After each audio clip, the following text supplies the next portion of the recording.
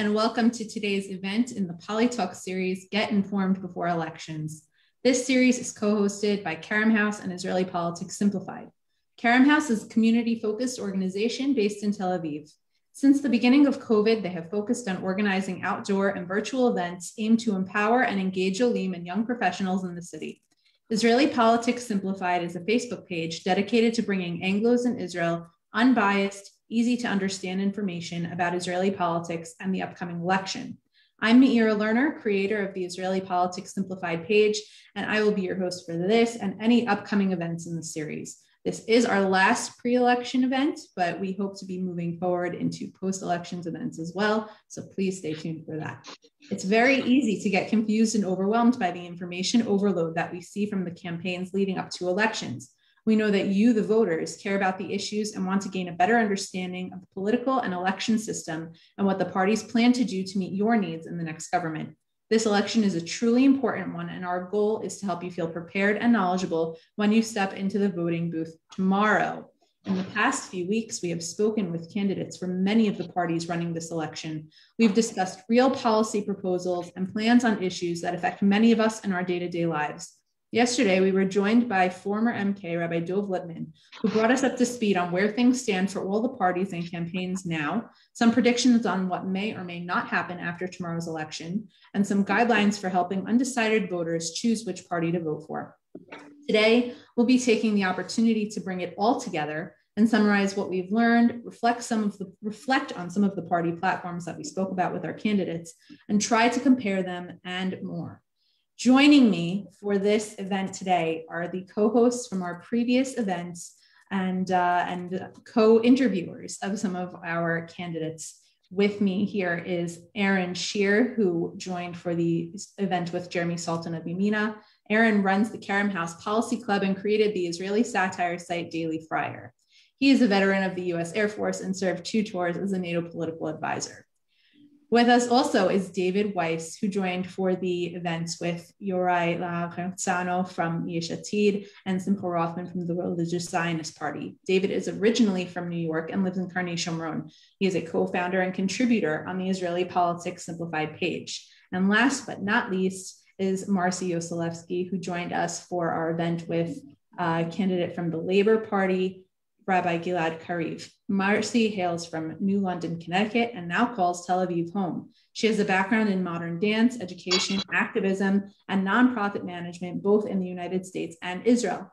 Marcie is also a member of the Kerem House Committee and the host of Kerem Talks, a series of online interviews that took place during COVID. Thank you all for joining me today. Good to see everybody. So before we get into some party comparisons and platform analysis, I do want to hear from each of you because all 3 of you took a part in this series, and even the ones that you weren't co-hosting, you were definitely aware of and watching. I'd like to hear from all 3 of you how you felt about the series, how you felt about the events. Do you feel that they contributed and helped you and others really learn about the parties? And just some general thoughts on that. Why don't we start with you, Aaron? No, I really enjoyed it. In fact, I guess I want to give a shout out. I saw Dov Lipman's Twitter feed, and he had a 2-minute rundown, which was essentially condensed, and it was, and he was nonpartisan. He just condensed, if you're this, you should vote that. And he went all the way through, up to and including the Arab parties. So that was probably the most edifying thing I've seen in a while, with the possible exception of the Kerem House talks. All right, Marcie. Why don't we move? Yeah, oh, there you are. I also agree, found it helpful. I think there's a very helpful amount of information coming out this election. I think each election, it builds the number of English language resources that are out there. Most of it's still print. And there's something to me about the opportunity to hear a person speak, present an idea, the back and forth that happens in these conversations that gives an additional layer of insight. And that's something I really appreciated here. David, how about you? So the way I see it is we have a fundamental problem in the Israeli political system where often when elections come, we don't really talk about issues. And what I really enjoyed with this series was we were talking about issues pretty much the entire time that we were on. I also love the fact that it was civil discord. There was no yelling and screaming and things like that. And for me personally, what I enjoyed was it made me really think about the candidates. If I was going to interview someone, let's say like Yorai, who's a Chaver Knesset, I really had to come prepared. You can't go on with a Chaver Knesset without knowing your stuff. So that's what I took from it on a personal level. Great. So why don't we dive in? We're going to be talking about some of the topics that we spoke about with each of the candidates, and have you guys kind of compare what we really learned on each topic and each policy from each candidate from the different parties. Who do we feel really brought the most information, the most new information? Who seemed like they were really taking an issue seriously or not? So why don't we start with the economy, because that was really a leading topic for us throughout these events and certainly throughout the campaigns in general. And every candidate really was able to touch on this topic to a pretty great extent. So how did you feel about the different parties' economic plans, what they spoke about? David, you were the last to start, so why don't we start with you here? Sure. So I didn't hear every last party, although I think I got most of them. What I felt was, let's try to go in somewhat chronological order. I think the first one that we had on was Yamina. So Yamina has a lot of concrete plans as to what they see as the future of the economy. I thought Jeremy Sultan was very prepared when he came on. Made a lot of good points, whether it's about like free markets, lowering taxes, essentially the Singapore plan of Naftali Bennett. Who else we had? We had Yorai, who I think comes from a similar type of approach. He also realizes right now you have to boost up the economy right now. The economy has took a major hit. So I thought he also did a good job. When it came to the Tzionut Datit party, I felt there wasn't as much of a concrete plan coming from Simcha Rothman. With that said, he does seem to be clear that they lean towards the free market side. They lean towards the idea of lower taxes, even if they didn't have a clear plan. I heard very briefly Rabbi Gilad Tariv. Yeah? You have a...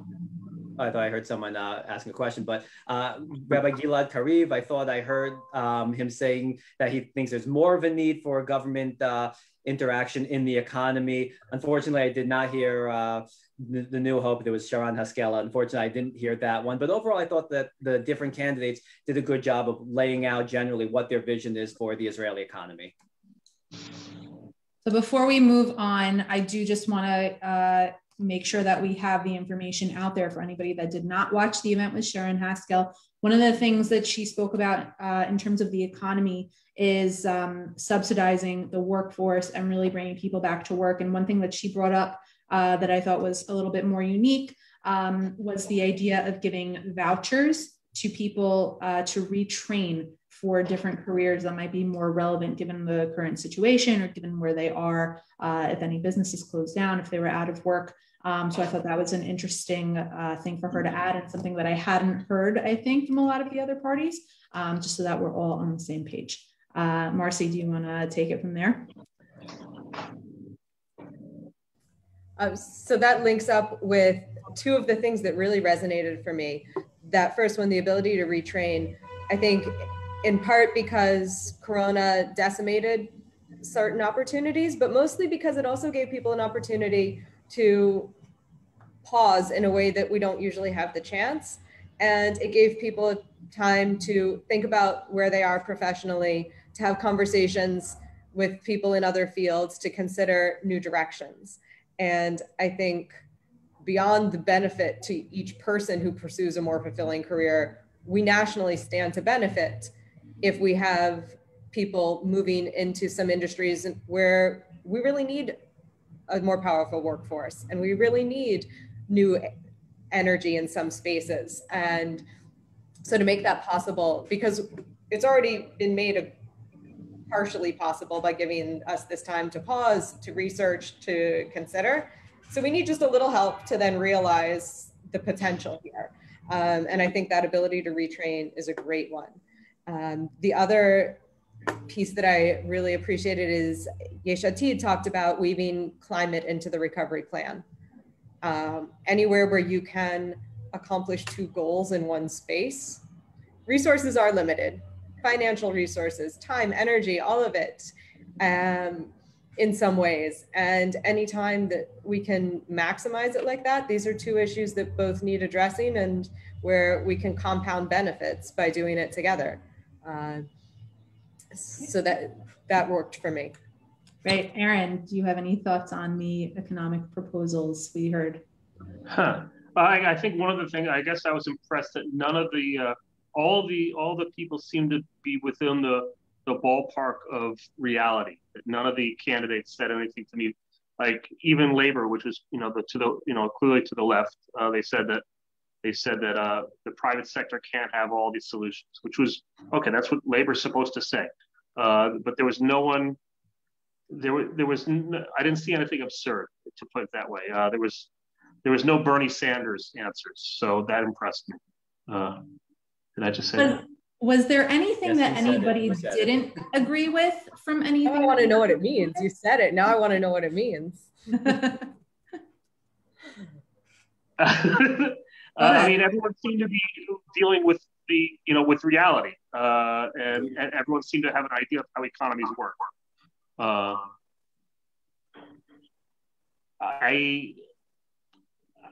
thought the climate was being shoehorned in, but some people want to hear about the climate. So, yeah. Was there anything anyone didn't agree with from that we heard from any of the candidates? Anything that you thought was maybe too far out or not realistic, or just something that you felt was wrong to say?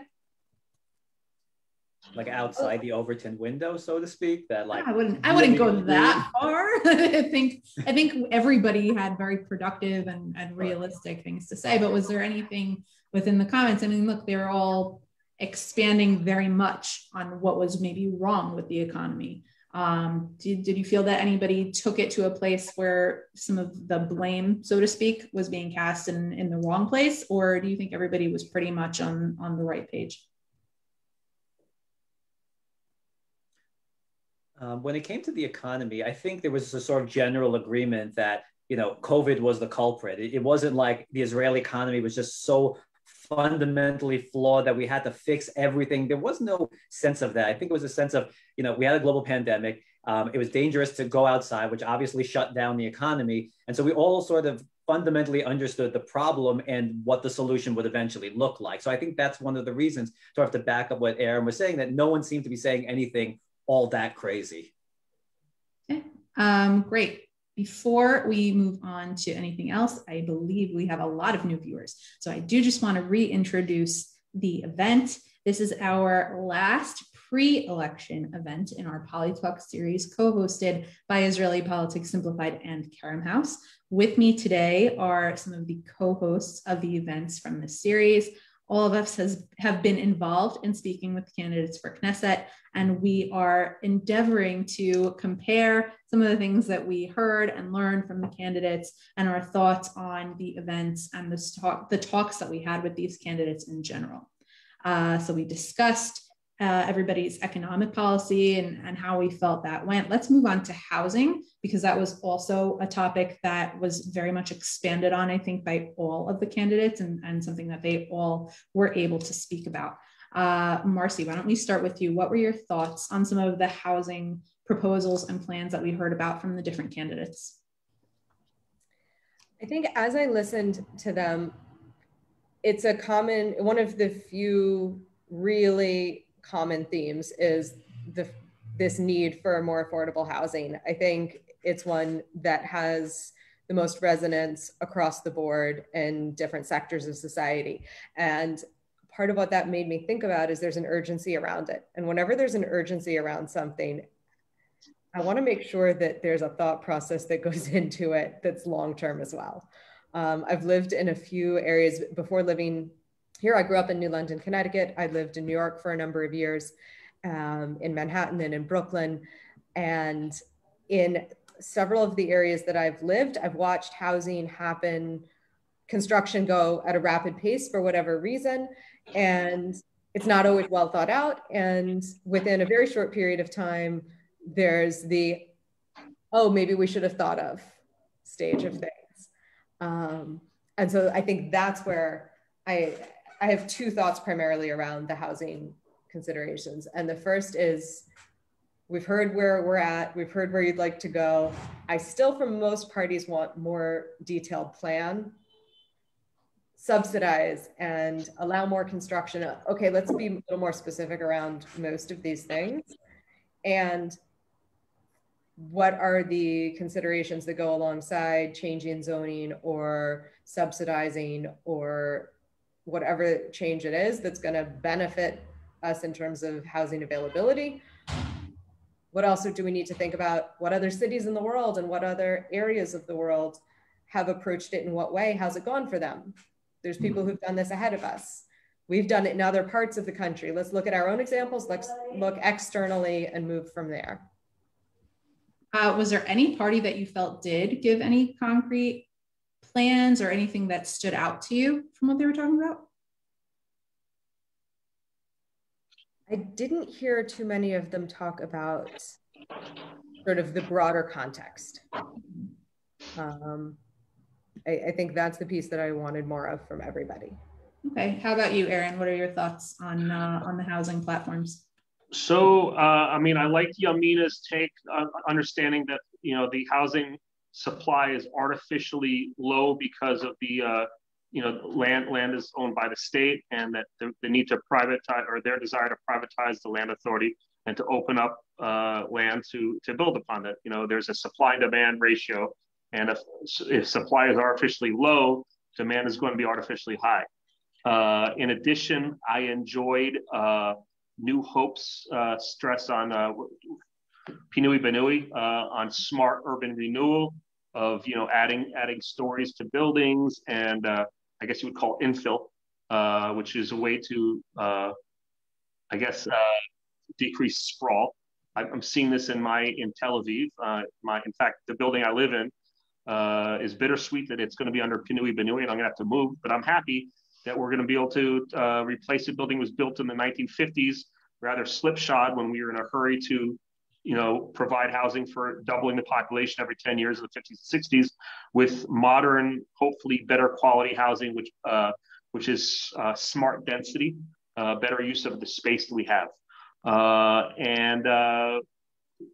What was the third?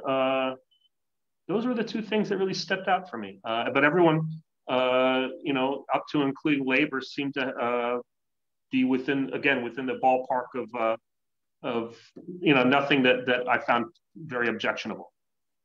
Hey, how about you, David?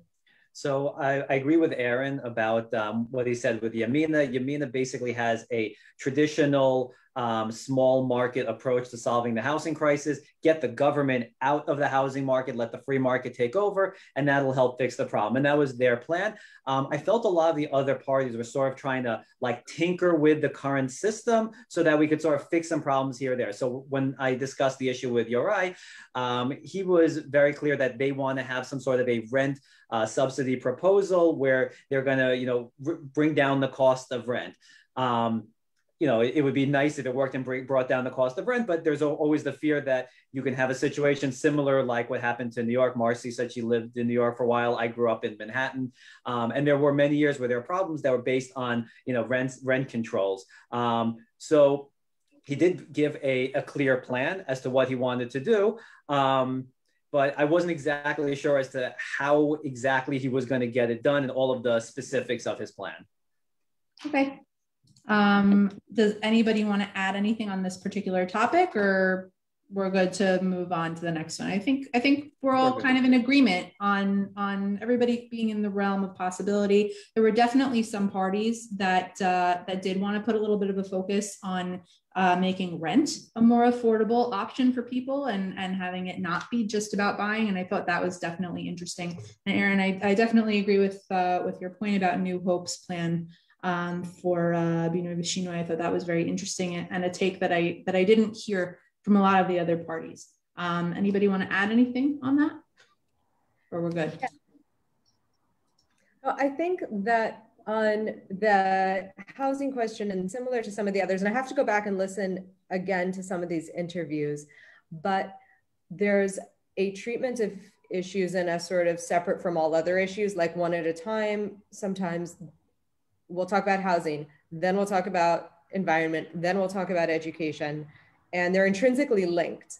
And I'm not sure that that I heard enough of the people we spoke with talk more holistically about the relationships between all of these different areas where we want to make policy change. And we want to make practical change on the ground. A substantial growth in housing in one area has to touch. I know, Aaron, you just made the comment, oh, I guess people really still want to hear about the environment sometimes, so you got to throw it in there. You know, we're still dealing with a tar spill, with this oil spill off the beach. That's bound to impact our economy. It can't not. The cost of cleanup, let's say we manage to get someone who's responsible to cover that. If it means not being able to use our beaches for a bit, let's say tourism can open up and Corona's solved. Now we're down some tourist dollars because we don't have swimmable beaches. Like, these things directly impact each other, and to talk about them independent of each other just sets up new problems. You know, that's a really interesting point, and I appreciate it. You're right. There were a lot of separate points. I do think that there were some topics that that were coming more naturally together from what we heard from the candidates. For example, the issue of housing and transportation. Those things were coming hand in hand. David, you were on the event with Simcha Rothman, who I believe did discuss this a little bit. Do you want to add anything on that topic?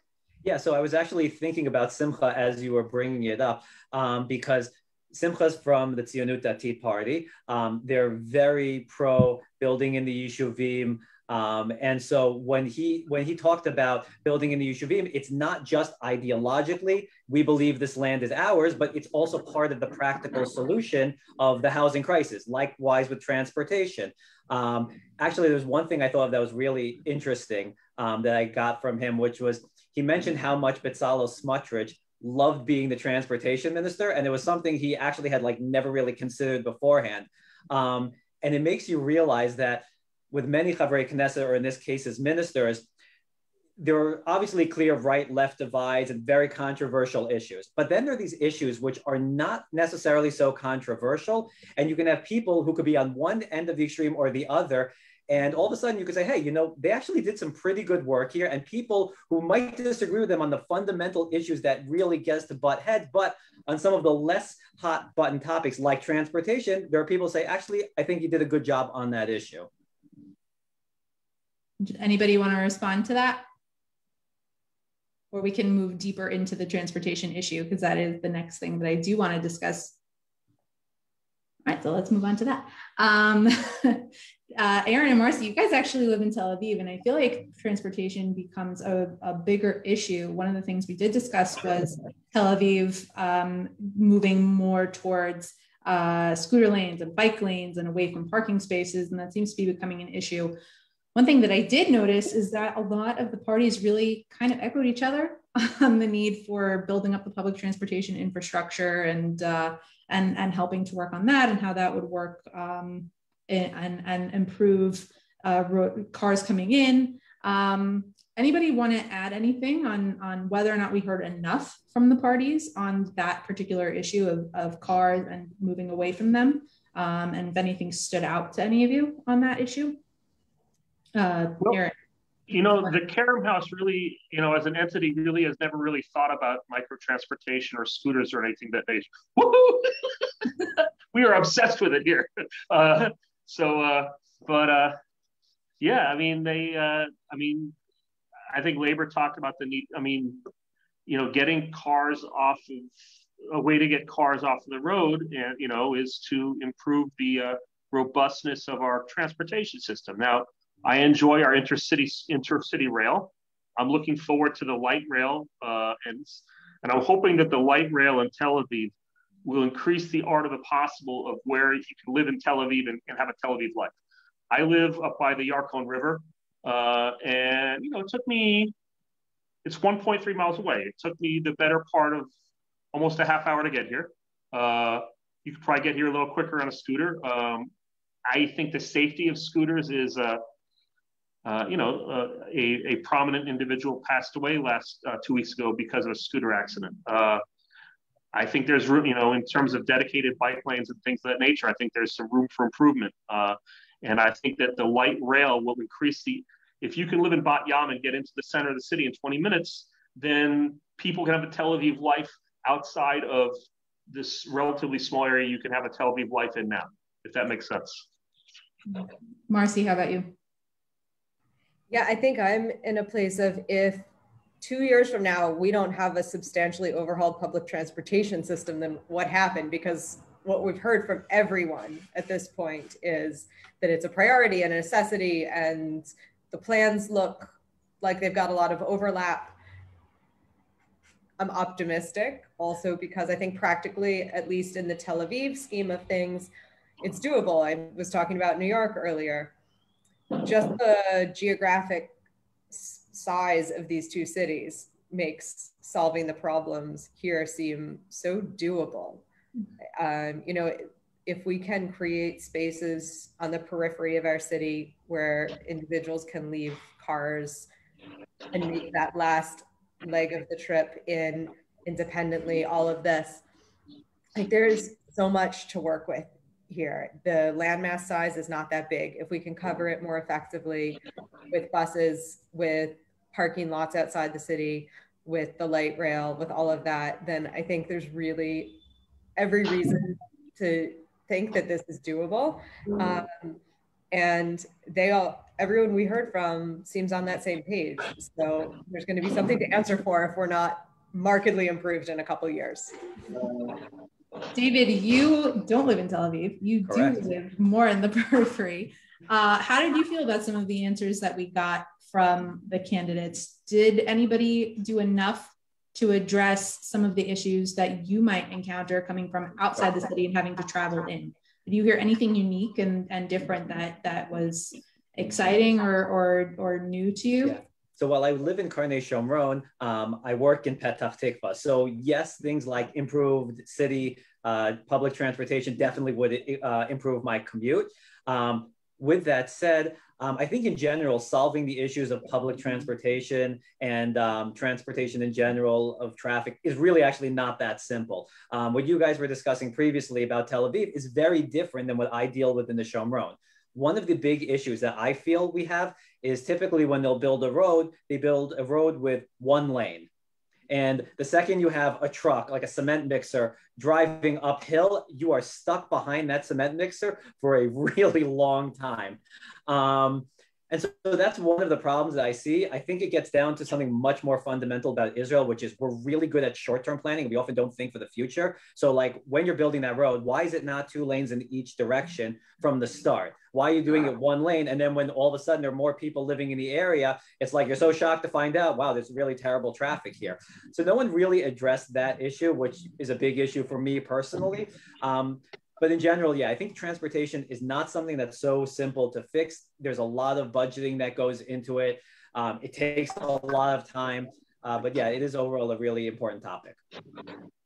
So I do actually want to bring up something in that topic and also kind of to move us in another direction. One thing that Sharon Haskell said from New Hope when I was speaking with her about the transportation issue, she actually brought up that something that New Hope is going to be advocating for is the issue of transportation and general economic activity on Shabbat and what that would look like. I know that this has become a big issue, especially in bigger cities, especially with people that don't keep Shabbat. And one thing that she said was that they want to transfer a lot of those decisions over to the municipalities. I would like to hear from you guys what you think about that. And then let's also discuss what the candidates had to say about moving some of the power and autonomy and freedoms to the municipality and away from the Knesset in general. David, why don't we start with you?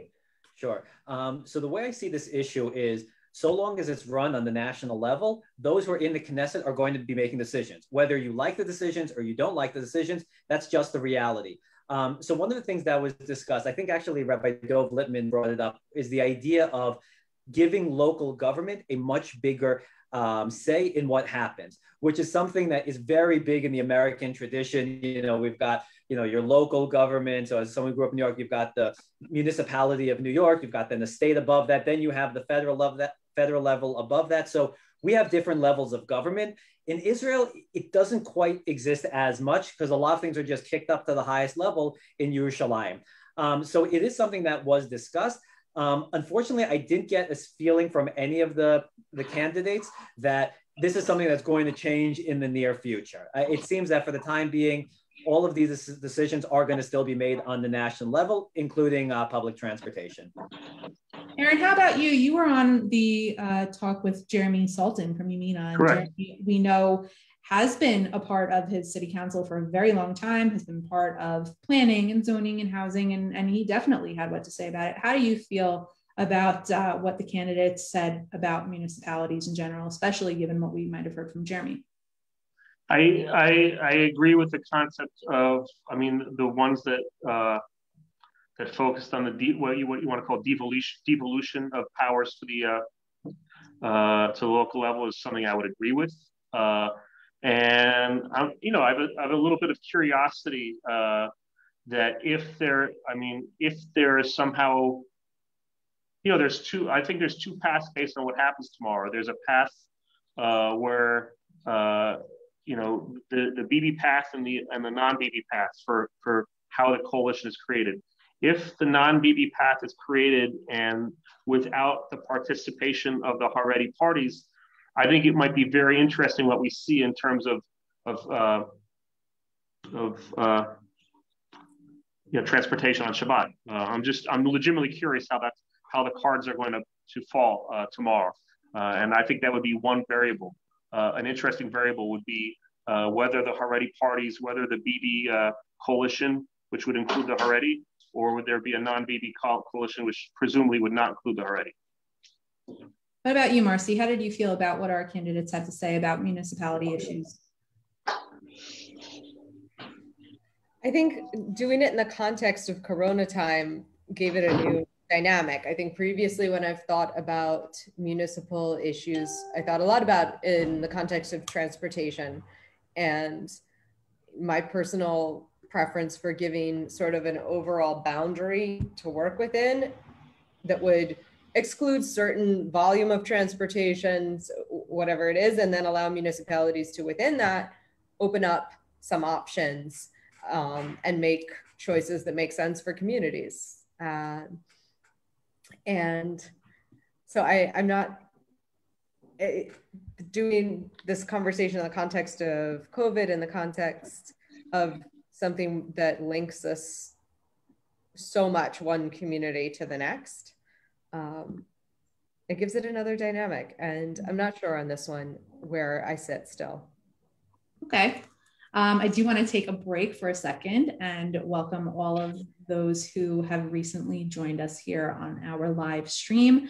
We are in our last pre-election event before Election Day, which is tomorrow. Everybody remember to go vote tomorrow. This is the last of pre-election event in our Poli-Talks series, co-hosted by Kerem and Israeli Politics Simplified. Don't worry, we will still be here after Election Day as well. But for now, we are in our last pre-election event, and we are going over some of what we heard from the candidates in our previous events in the series. And joining me are co-hosts from that event, Marcie, Aaron, and David. So let's get back into the issues that we were speaking about. One thing I really would like to get to is education. This was a really big question for us. It encompassed a lot of different factors, and we did ask the candidates to focus on two specific issues. One was vacation days and the disparity between school and workforce vacation, and the other was in terms of curriculum and giving more autonomy to teachers, to principals, what should be learned or not. Marcie, I'd really like to start with you, given your background in education, and this is something that I know that you expanded on more with Rabbi Curry from Labor. So why don't you give us your thoughts on what we heard about education from the different candidates?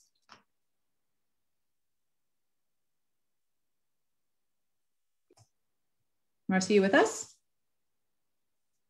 Sorry. Here you are. One sec. Jump to somebody else first, if you would. I'll be right back. Okay, great. David, how about you? Sure. So here I actually did notice some pretty important differences. So Rabbi Gilad Kari, for example, was much more into working with the teachers' unions, while, for example, New Hope was more into the idea of giving autonomy to the principals of the school. So there you actually have a real policy difference that really does make a difference. There were other things that were discussed. For example, I know with Yamina, they discussed the idea of giving more control to the municipalities, especially during Corona. This was part of their broader project of when to leave schools open and when to close schools, leave that up to the municipalities. Again, that was getting back to what we were saying before, kicking it down to the lower level as opposed to pushing everything up to the national level. Yeah, so that's how I felt about the education issue, that you really did see some very interesting differences. How about you, Aaron? Yeah, concur with previous statements. I noted that the labor's stated need to work with the teachers union. I saw that as I don't know, in America we'd call constituent servicing. That essentially that's throwing a bone to their coalition. And okay, although yeah, that's what I saw it as. And, yeah. Marcie, are you back with us? Yeah, thanks for that. Okay, here I am. Along with that, and again, I want to go back and review some of the other interviews a little more, but my sense was that I want to hear more about our teacher retention rates, our teacher satisfaction rates, which with their careers, not just in their salary, because we understand that teacher salaries are abysmal, but the overall experience for educators, and where can we make improvements, because it's rougher than it needs to be. And not every improvement is a major expenditure of cash. There are ways to make it an experience that works better for educators without laying out huge cash. And what does that look like? It's probably a lot of the autonomy conversation we were having. Some of it's the scheduling conversation, but there's other factors as well. And to address it from that angle, I think, is beyond overdue. What made the difference in schools that have been able to make the experience better for the educators they value? How can we replicate that in other places? What are the changes that we should be making across the board? And then to get back to salary and figure out how to do better there too. Well, I do actually want to stay on this topic for a minute, because there were two things in particular that were brought up by two different candidates. They happen to both have been the events that David was co-hosting. One was with Yorai from Yesh Atid, the other was Simcha from the Religious Zionist Party. One thing that Yorai spoke about, and this is something that we've seen a lot, not just from Yesh Atid, but from a bunch of different parties, was he did make a point of mentioning the issue of core curriculum. I do believe that Rabbi Kareem did this as well, and talking about the need for a certain base core curriculum being taught in all schools being funded by the government. We can assume he was speaking about the Haredi communities and the Haredi schools not offering that necessarily. That was one very specific perspective that was paid attention to. The other was from Simcha, and he actually made a note of being very specific in stating the importance of making sure that there's a basic Jewish education in all the schools being offered funding from the government. So these were very different perspectives. I would like to get everybody's thoughts on those two issues if we think that we heard enough. David, you were on those events. Why don't we start with you? So I actually just missed it before my computer crashed, so I'm starting it up again. What was the question? Oh, all right. Sorry about that. That's okay. Why don't we go start with Marcie, and you can think about it. I was speaking about the difference between two particular points that were brought up by Yorai and from Yesh Atid and by Simcha. One was about the need for core curriculum in all schools that are getting funding from the government. The other was from Simcha, speaking about the importance of Jewish education being offered in all schools being funded. Marcie, why don't we go back to you? Let's give David some time to get readjusted. Sure. On both of these, I think the places that I come from have a lot of impact on how I think about these things. Core curriculum, on the one hand, rings to me as a very top-down, heavy-handed way of directing educators that I'm a bit resistant to. I have experience in a classroom. I have much more experience outside of classroom and informal education as well. And in all of these contexts, I know that the more freedom that I have to maneuver, the better I am able to make material relevant to students, accessible to students. The drive toward testing is a major obstacle toward actual learning in a lot of cases. On the other hand, I think a lot about, so my dad grew up in Connecticut as well. He grew up in a much more rural part of Connecticut. And he talks frequently about his experience when he moved on to high school, because the school that he was attending from the beginning until then was a small rural school with their autonomy to teach and not as they did. And he landed in a high school in the city nearest by and started from scratch, and felt that he had to make up so much ground to try to hold steady and be able to have a place in this high school and then to be able to apply to colleges. And we owe students, no matter where they're in school, an opportunity to have access to the knowledge that they need to do what they want to do when they move into the next chapter. And so the educator in me who likes the freedom to respond and be as adaptive as I need to be in whatever space I'm in, then measures it against our obligation to really make sure that we've given a core of knowledge to students.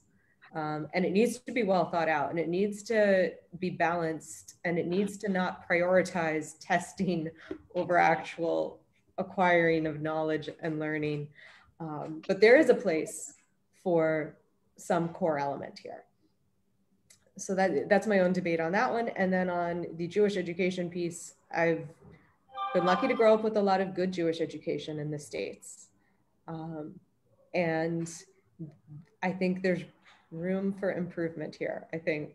So that's, but I want to give time to others on. Okay.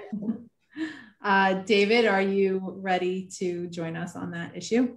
Sure. So actually, in this particular case, I kind of wish we had someone from one of the Haredi parties actually explain their position, because you mentioned before Yesh Atid, Tzionut Datid, and all of the other parties for that matter, they all agree that having Limudei Liba, or the core curriculum, is something essential, which is why in their own schools, they're all promoting it.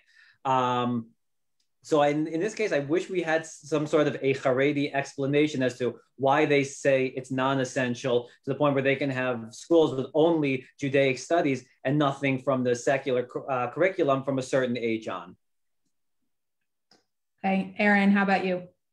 Concur. I think that's the Haredi school system, I think, was what Yesh Atid was getting at, and the concept that we have a startup nation, about 10% of the workforce, which is, creating a certain amount of wealth.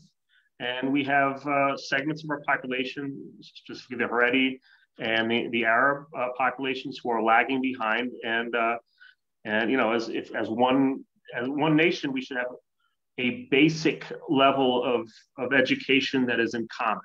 I have no illusions that a school in Mea Shearim and a school in Tel Aviv and a school in Al-Fahm will teach the same way, but there should be some baseline of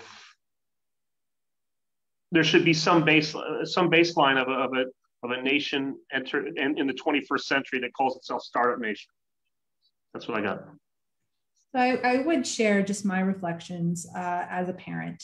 This was a topic that I very much wanted to discuss with each candidate. I think it was one of my top priorities when trying to choose some of the questions that we would ask. One of the reasons that we did focus on the topic of the disparity in vacation days is because it really is a huge problem.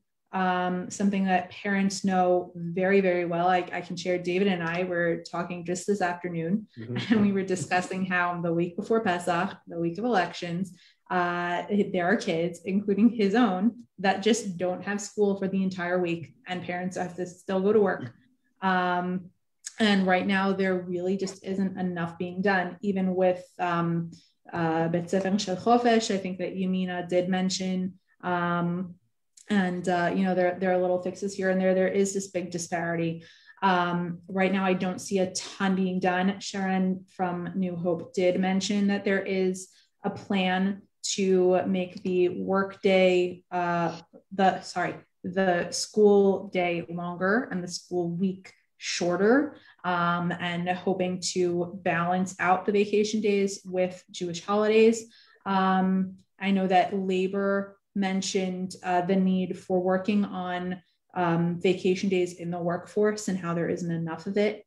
Right now, I don't see any one uniform plan, and it's something that I absolutely do want to see addressed. And as for the other topic of curriculum and autonomy being given to the teachers, I do think that most of the candidates did discuss that to a certain degree. There was definitely some talk of having a need for the municipalities to have some control over that, and part of that having to do with budget and providing more budget decisions to the principals.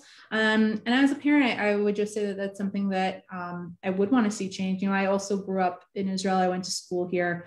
This is something actually I can identify with Yorai. He discussed how many bagriot he did and wanting to make a focus on bringing that number down. I also went through the bagrut system. It is something that's hard, and as I can say, as a former student here and as a parent of kids growing up here, the system that we have currently in place, where a lot of the focus on learning, certainly in high school, is on learning for bagriot and learning to pass a test. I think that's a real shame, especially given everything going on now during COVID. There was an opportunity to have more experiential learning going on. This is definitely something that I know Yamina has brought up in terms of the options that we could have had for learning during Corona and shutdowns. It wasn't taken advantage of, which I think is a real shame.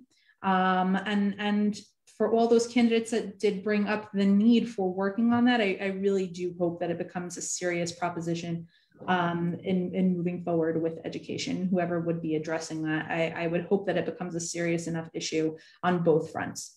Because it definitely does need addressing. So let's move on with that. I'm curious, actually, Sure. Meira, because I know this is super relevant to you. Of all of the folks we spoke with, everyone talked about this. It's hard sometimes for me to gauge where in the list of priorities an issue falls, because when we're talking about it, it's the issue we're talking about. And so everyone's all in because that's the topic at hand. For whom do you feel, of the people we spoke with and also the parties who we didn't have a chance to speak with, when it comes time to rank, and I know I'm the one who talked about holistically looking at things and seeing the interrelationships, that said, topics get pushed aside. Certain parties prioritize things over others. Who do you feel will prioritize education? It's a good question. Depending on what part of education you want to focus on, it might be a different answer. I know that Nitzan Horowitz of Meritz, who we did not speak to Meritz, but I know that he takes education very seriously. I know that he would definitely have an interest in having some influence over education. I did not hear anything from them myself, so I can't speak so much to that, but I do know that for him specifically, and from things that I have heard from him in other interviews, I do know that that's a priority for him to some extent.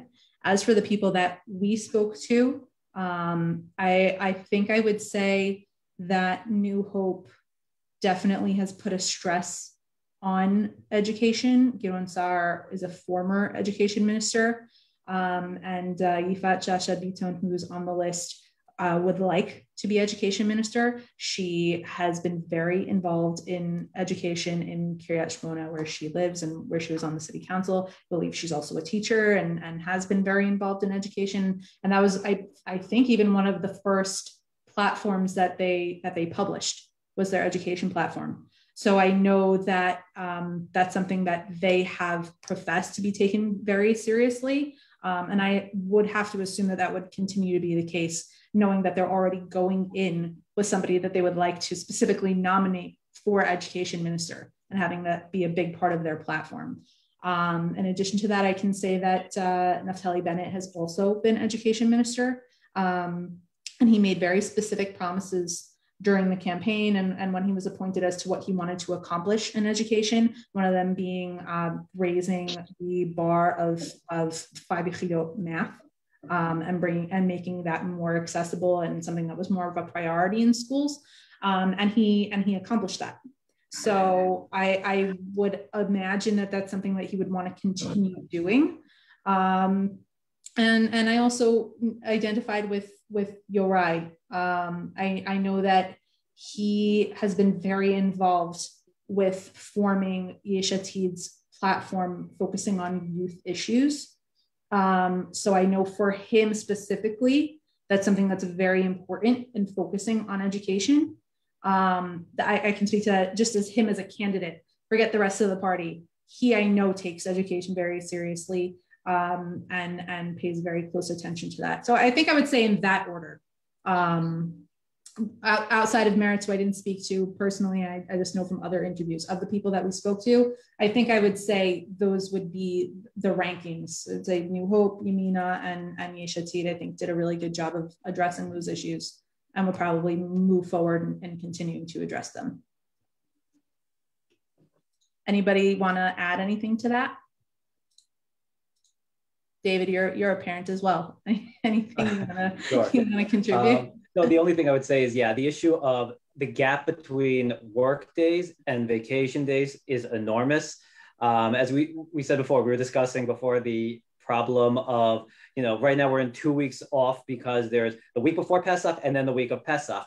And if you think about it, we only have one vacation day, which is Chag itself. And then the rest of the days are officially work days, minus election day because of the way the calendar worked this year. But that's a problem. Summer vacation, that's a problem. Hanukkah, Purim. I mean, Purim, think about it. My kids were off for 3 days for Purim, for what is actually a one-day holiday. They got off the fast day for Tanit Esther. They got off Purim and Shushan Purim. But it is a problem, and I unfortunately don't think there's any party that really prioritizes this. However, similar to what I was saying before about Smutrich and the transportation ministry, I kind of would like to think that maybe some of the parties can get together, especially if you have Chavrei Knesset who are parents who really understand this issue because they're living it, and maybe come up with some sort of a solution to at least reduce the gap.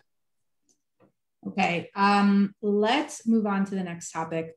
One of the things that I know that Aaron has now mentioned and Marcie has now mentioned is the issue of the environment.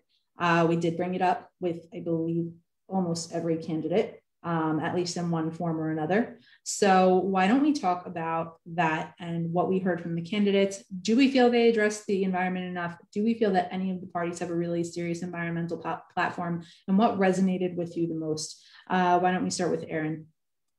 Well, I remember Yamina punted on. So that was, I guess that would be a no. I think it was Yesh Atid who favored recycling, which is something I support in my personal life. I lived in Germany, so I'm really good at recycling.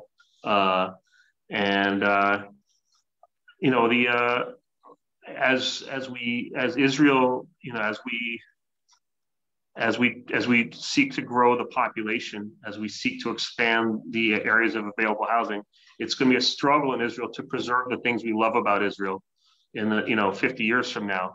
The open spaces, the preservation of nature, and that's going to be a struggle. And how are we going to do that because we all intend to ingather more people.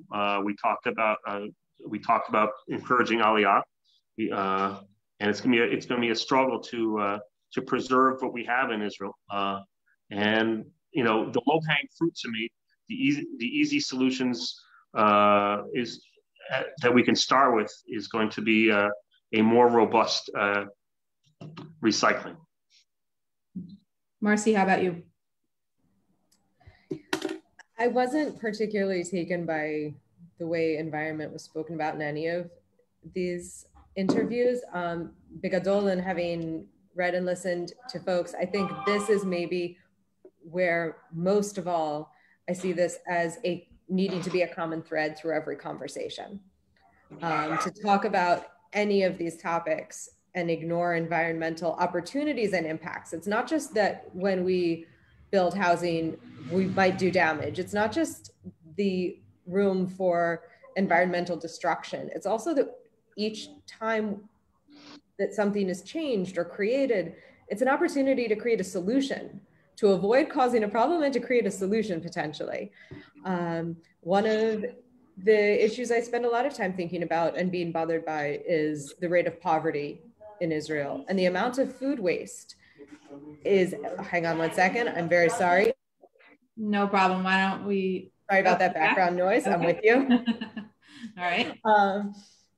So yeah, I would like to see environmental awareness, solutions, all of that be part of how we talk about all of these things.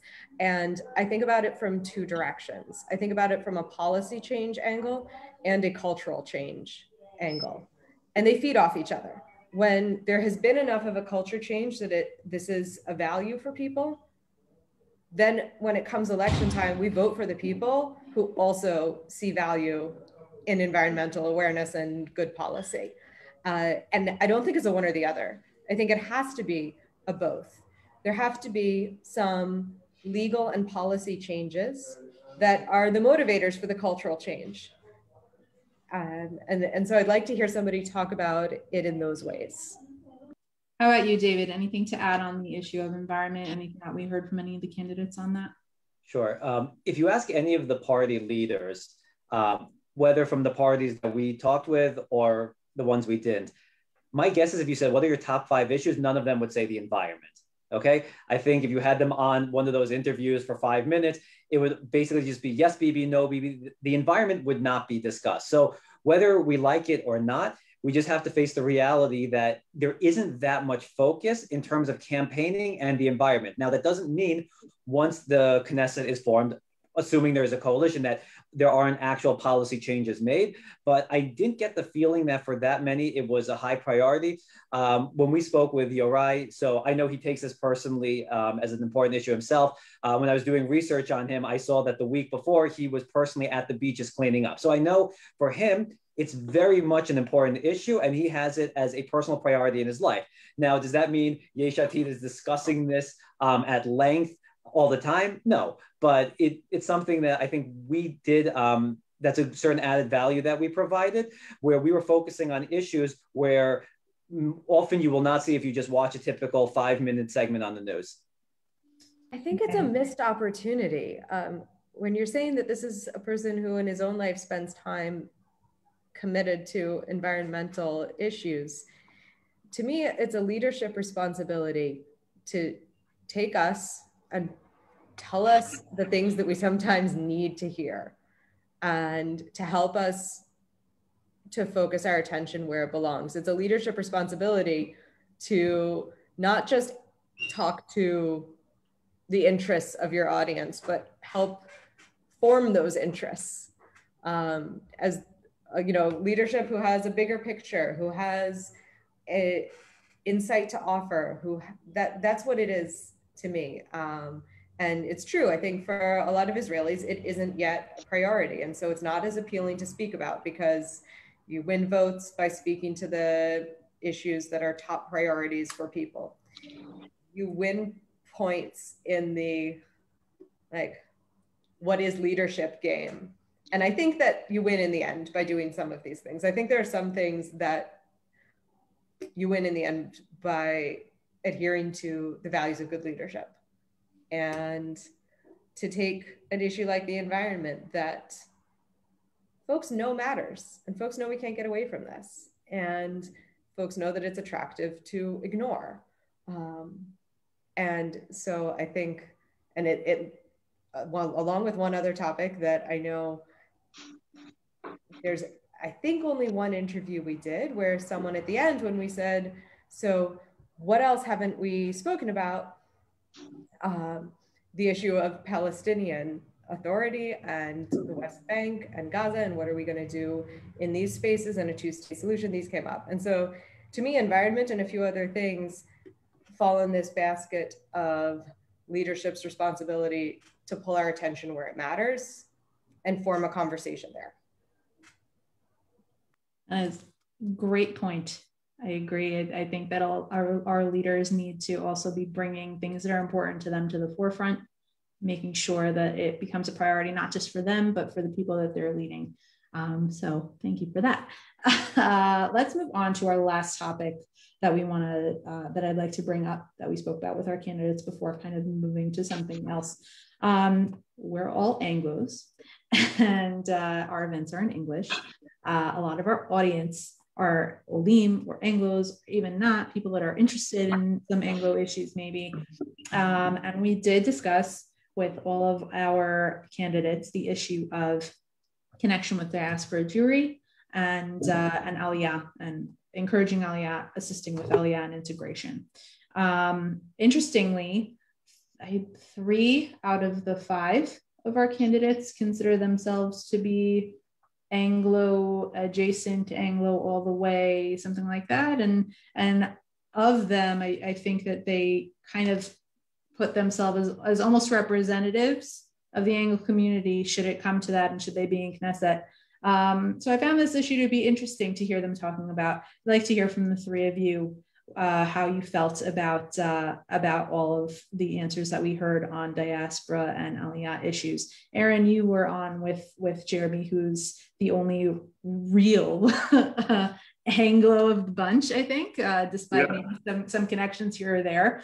How did you feel about Jeremy's views on this issue, and all of the candidates in general? Yeah, I appreciate what Jeremy had to say. I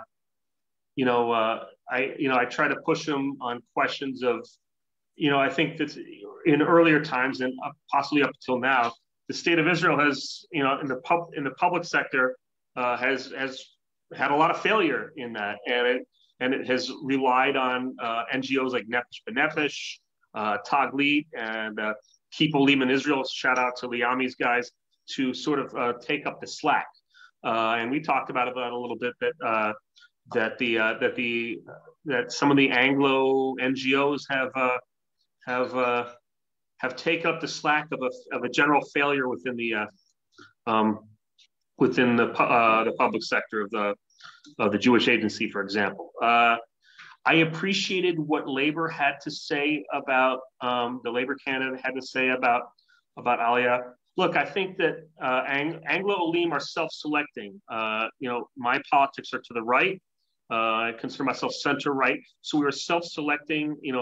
Religiously, I grew up Reform, and I moved to the right, so to speak, and I now consider myself, somewhere between Mazorti and Dati. So I've made these decisions to move away from, for lack of a better word, Reform. But I think we tell Reform to go to hell at our own peril as a Jewish people. And I didn't appreciate that we sort of, of course they can't vote here, but I think that alienating Reform Jews, which is what North American Jews is 80 to 90%, we do that at our own peril. The times in Jewish history when we failed is when we've turned on one another. So I think I appreciate that the Labor candidate was trying to find a better way to keep Reform and North American Jewry engaged with us.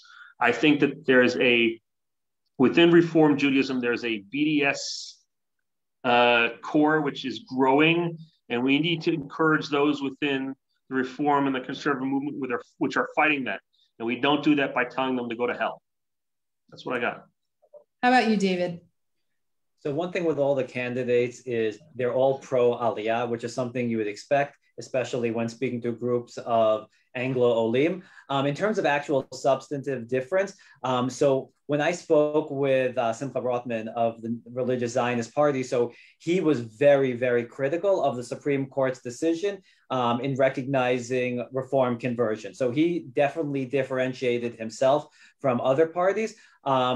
Now, in terms of diaspora affairs more generally, so there, I think someone like Rabbi Gilad Kariv actually has quite a lot on his plate, because He's a very prominent Reform rabbi in Israel, and the vast majority of Jews in Israel do not identify as Reform, meaning there's basically religious, traditional, and secular, and it's not quite clear where exactly the Reform would fit on that spectrum, because there's, I'd say sort of philosophically, they're somewhat religious, but practically speaking, they're somewhat secular. So I think he is someone who could potentially bridge that divide. How about you, Marcie? Anything you want to add on that? Yeah, I think Rabbi Karev also struck me as someone in a unique position of backgrounds and experiences and abilities to speak multiple languages and feel familiar enough and related enough to a lot of different sectors of society to have a meaningful conversation. I think frequently when I listen, I see that whoever I'm hearing will seem like a completely foreign other if you put them in conversation in different setups. And it'll be harder for a conversation to move forward. Rabbi Karev has a really unique opportunity to speak across these lines. And I think it matters when we go back to the conversation about education. I would love for students in Israel to have more of an understanding of life of Jews in other parts of the world over the last century or so. I think that at best, there's a vague understanding of the European Jewish experience up until the European Jewish experience turned into a Shoah and Zionist move to Israel experience, and others went up elsewhere. And then the real learning stops. And to understand, to have a basic sense of landscape of Jewish experiences around the world, I think would be really meaningful. All right, I would like to, first of all, welcome anybody who has joined us more recently. We are speaking with the co-hosts of the Poli-Talks events that we did, co-hosted by Kerem House and Israeli Politics Simplified, kind of trying to bring everything that we heard from our candidates together, comparing differences in policies, and get everybody's thoughts on what we've learned from them. So I would like to take this opportunity to give each of you a chance to say if there was any party in particular that you felt did a really great job of presenting any particular policy, and if there's anything you wanted to hear more about from any particular party. And lastly, if there was anything that you heard from a party that maybe gave you pause to consider, maybe this isn't a party that I heard from before or would have wanted to hear from before, but maybe I do now. Why don't we start with David? Okay. So in terms of policy, I think in general, most of them did a very good job presenting their policy. I thought overall, interviewing Yorai, for example, he did a really good job presenting all of his different points. In terms of the other things, I'm not sure if any of them necessarily changed my mind, but it was good in the sense that I felt a lot of them were very clarifying into knowing, okay, this is what you believe in. Either I agree with it or I don't agree with it, but at least we can all agree that this is where you stand on the issue. And I think that's really what the series was all about. Really just getting clarity from members of the different parties as to where they stand. Is there anything that you wish we heard more about from any particular party on any issue at all? Sure. So I'm glad we didn't hear all about yes, Bibi versus no Bibi versus maybe Bibi. So I think that I was definitely appreciative of. Issues we could have heard more about. That's a good question that I need to think about for a second. I mean, we didn't hear much about the Israeli-Palestinian conflict in general, but at the same time, I think there is a reason for that, which is there's a certain feeling of, we're sort of in this sort of stalemate. Whatever the situation is, it is what it is. Nothing is likely going to be changing anytime soon. So maybe that would have been, I guess, more interesting in some ways. Although in terms of impacting our lives, tomorrow and a year from now, probably wouldn't have really made much of a difference. How about you, Aaron? I guess I'm curious about, I was happy again with, I think I keep saying this, but all the candidates seem to be operating within the realm of reality. There are specific trends that I'm looking for tomorrow, especially for parties that we didn't necessarily hear from. I'm curious what the Arab parties are going to do tomorrow for two reasons. One is that in the past, when they got high turnout, they were motivated again against. At one point, they were against Bibi when Bibi had infamously said that the Arabs are coming out in droves. And this time, Bibi has done a charm offensive, and the problem facing the Arab community, the violence, is not one. It's an internal problem. They have grievances against the state, but I don't see that as a galvanizing. It would be interesting if the violence in their community currently would be a galvanizing topic at the polls, when I don't see, you can't pin it on a specific candidate who's, nobody is pro-violence in the Arab communities. The other trend I'm curious about tomorrow is the Haredi parties. On one hand, I'm wondering if there's going to be a defensive vote for them from within the community because of the perception that they've been put upon and blamed for events during the Corona time. And B, I'm curious if counterintuitively, if there would be elements within the Haredi community who would look at their leadership as I do and said their leadership underperformed, to say the least, during the Corona times, and to show a disillusionment with their leadership on how they reacted to the Corona times. And those are the trends I'm looking at. And again, that's a little bit outside the box of people we didn't get to hear from. That's what I got. Was there anyone that stood out to you on any particular issue that you agreed with, or any issue that you feel like changed your mind on any party in particular? I had written off Labor as a dying party, and I appreciated hearing from a Reform rabbi. I thought that was a breath of fresh air. Again, I grew up Reform. I left Reform for multiple reasons. I think they became woke. In North America, they became woke. And as I became more religious, they became more woke. But I appreciate the fact that there should be pluralism in Eretz Yisrael, and there should be. So I appreciated hearing from him. It was a breath of fresh air to know that Labor had chosen him to be on their ticket. How about you, Marcie? Any party or platform stand out to you as being presented particularly well?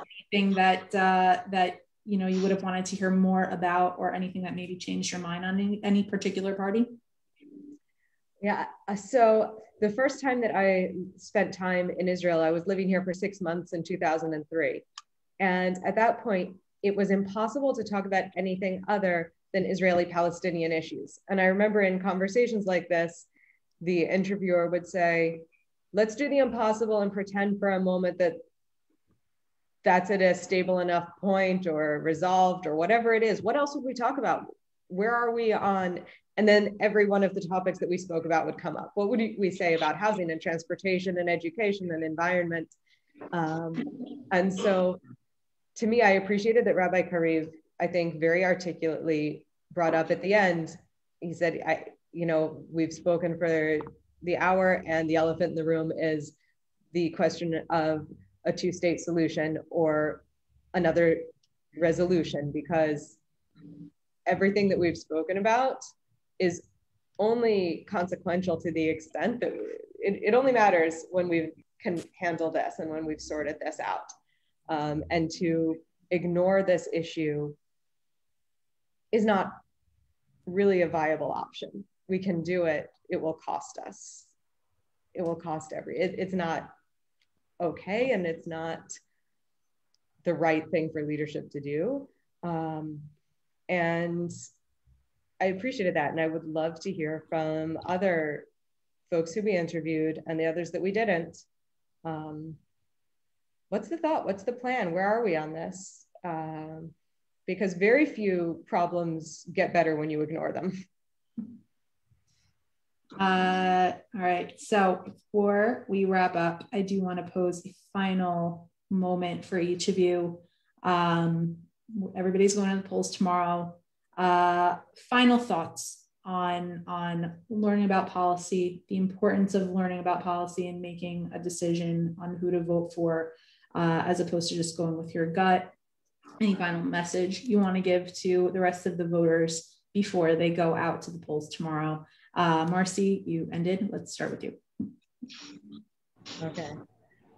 So I am in limbo in my Aliyah process and sitting here with a work visa that makes me, once again, who thought I would manage 4 elections in a limbo process? I was always sure by the next one, this would be sorted out and I'd be voting. I think that resource-wise, there's an abundance of information about where people sit on issues. And some of the meaningful questions to me remain, but what are the priorities? Because here's where you are on all of them, now rank them. I'd like to have better access to the priorities of some of the parties. And for the issues that, for platforms that have stayed consistent for some time, how are you gonna do it differently this time? What is the strategy for change? Okay, great. Aaron, final thoughts on reflections on the events, moving to polls tomorrow. I think I said everything I had to say, except, if we have another election in September, we can do this again. And I'm kind of joking, but I'm kind of not joking. So we'll see what happens. I did not see I concur with everyone who said that we should not make this a BB non-BB thing. But the fact that there was that there was not a anti-BB candidate who really broke away from the pack with any amount of charisma means that I think we may or may not be doomed to another election at some point. So we'll see. I'm curious what's going to happen tomorrow. I'm curious about the trends that I talked about in terms of the Arab vote and the Haredi vote, on where those will break. And I'm generally curious. I'm watching it, even though it affects me, I'm watching it with a certain amount of detachment. So I'll see what happens tomorrow. And it's a day off, so I'm going to take a train somewhere. All right, cheers. David. David, Okay. your last up, final thoughts, reflections on the event, learning about policies from different parties, and for voters going to the polls tomorrow, final thoughts. So the advice I would give voters is, first of all, vote for parties that are pretty likely to pass the threshold. When you vote for parties that don't pass the threshold, your vote just gets thrown out. It's as if you didn't even show up to the polls. So that's sort of issue number one. Be very careful when you vote for parties that are too close to the threshold, if not below. Right now, actually, there are quite a few parties that, as of the last polls, we're at 4 or 5 seats, which is very dangerous territory to be in. You never want to be there right before the election. So that's first thing. And then second of all, vote based on ideology. Don't vote based on tactic, based as if you were a tactician, right? You don't really know what's going to be in terms of the coalition agreement. Who would have thought a year ago that Gantz and Amir Peretz were going to sit with Bibi? I mean, I remember the ad when Amir Peretz said, "Under no circumstance will I serve with Bibi," and then he shaved off his mustache. One of the more glorious mustaches in Israeli politics. I mean, not like Aaron. If Aaron were in the Knesset, he would win the glorious mustache competition. But Amir Peretz was so adamant he wasn't going to sit with Bibi, and then he did sit with Bibi. So what's the point? If you're voting just based on tactically, well, this is going to happen and that's going to happen, we have no idea what's going to happen once the coalition starts. Just worry about getting the party that represents you the best, and of course is going to pass the threshold, as many seats as possible. And just in general, for us, for Kerem House, for Israeli Politics Simplified, we should really work on trying to keep this up. I would like to keep discussing issues with MKs once they're in the Knesset. I know when it comes to campaigning, a lot of them, want to get their voices out there, but they're also very busy in terms of their schedules. If we can have more events like this where we interview MKs in depth, give them an hour to just talk and say what they want while asking targeted questions, I think that's something we should definitely strive for in the future. I couldn't agree with you more. I think there's a real need to hear more from our leaders while they are actually in the process of leading. And I would love to get more involved and hear more from them once they're in that position. Can I ask one question? Sure. Very important question. Is everyone drinking scotch besides me? Not me. No, so no, Yes. Meira's not, because she's the designated driver, right? She's the moderator. But what's everyone else drinking? I would have brought my bottle of Macallan's if I knew what was going on. I was handed a glass of scotch and I drank it because I'm going to rely on the robust public transportation system within Tel Aviv to get home today. Okay, so you're connecting your drinking with public policy. Excellent. Marcie, what are you drinking? Marcie's sitting in front of a whiskey wall. I know. I want to know which one. There's fourth election, 2 years. I mean, yeah, same. Tomorrow night, whiskey's for everyone, guys. Right. Before we close up, I do just want to finish things off with a thought of my own. We talked a lot about policy here. We talked a lot about how we're in fourth elections here. We talked a lot about Bibi, no Bibi, did we address it? Didn't they address it? It happens to be that we made a conscious decision not to ask Bibi related questions. We did that purposely. We thought that there was a lot of that already happening in other news sources and coming from, the party leaders already. And we really did want to focus on something else in policy that has to do with our day-to-day lives and not just on who's winning the popularity contest and who might sit in a coalition with who, when at the end of the day, we really don't know. With that, I would like to echo a thought that we heard from Rabbi Lippman yesterday and how we closed out yesterday's event. A lot of us are feeling some burnout. Fourth elections really has an effect on a country and on citizens. Learning about policy from different parties and trying to figure out who to vote for, whether it be tactical or ideological, it's hard to absorb all of that, and we do tend to get very tripped up in that and very absorbed into the politics of it all. However, I do think that it is worth it for all of us to remember that we might be going to fourth elections.